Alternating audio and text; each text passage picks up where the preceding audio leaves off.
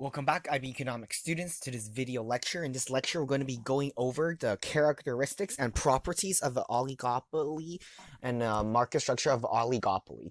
So oligopoly is one of the four major market structures that we're going to be examining. Okay, so oligopoly, market structures, properties explained. Okay, so this is our objective today.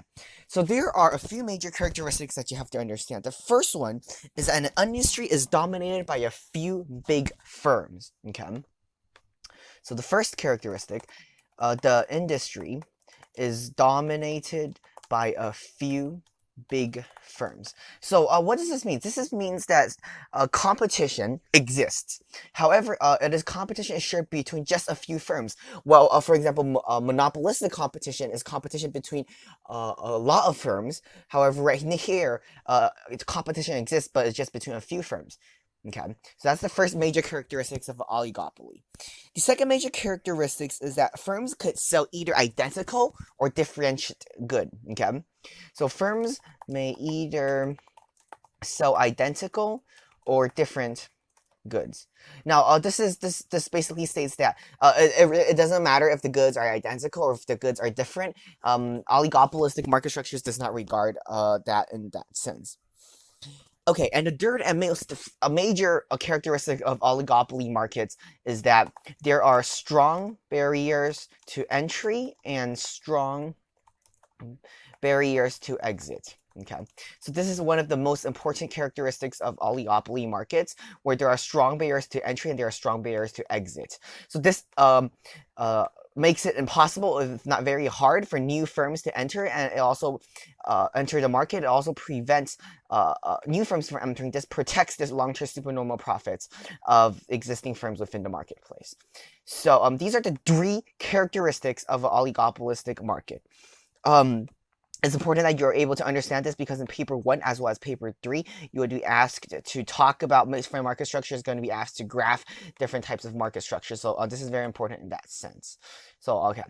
So from these characteristics, we could derive some extra points. So the first one is that there are strong competition.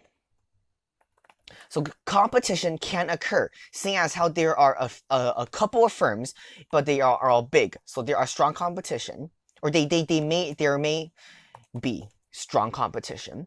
When there are just a few firms, a collusion may happen. Okay, so collusion may occur. So collusion occurs when different firms work together to raise the prices.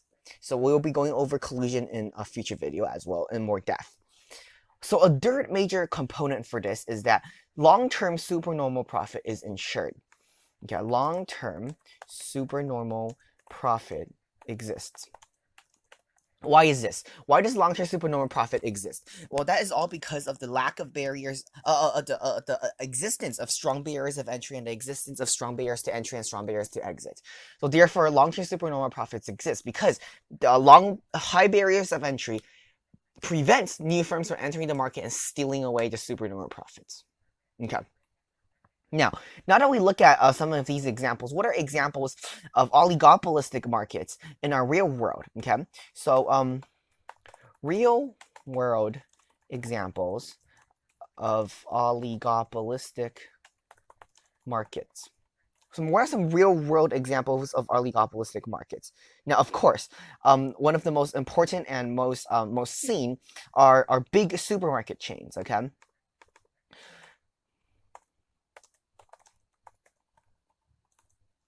Okay, so for example, in the United States, there's only a few big supermarket chains. There's Target, there's Walmart, and for some more affluent neighborhoods, maybe Whole Foods and Trader Joe's. However, it's just these few main competition. It's just these few main supermarket chains. Therefore, the supermarket industry is clearly oligopolistic market. Okay, so that's the first one.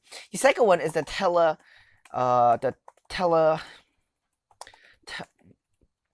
telecommunication industry. For example, in the United States, we got AT&T, we got Verizon, we got T-Mobile. Okay, and these three industries alone, these three firms alone already account for around 95% of all market share in the telecommunication industry. So therefore, the telecommunication industry is a oligopolistic market. So this is some examples of it.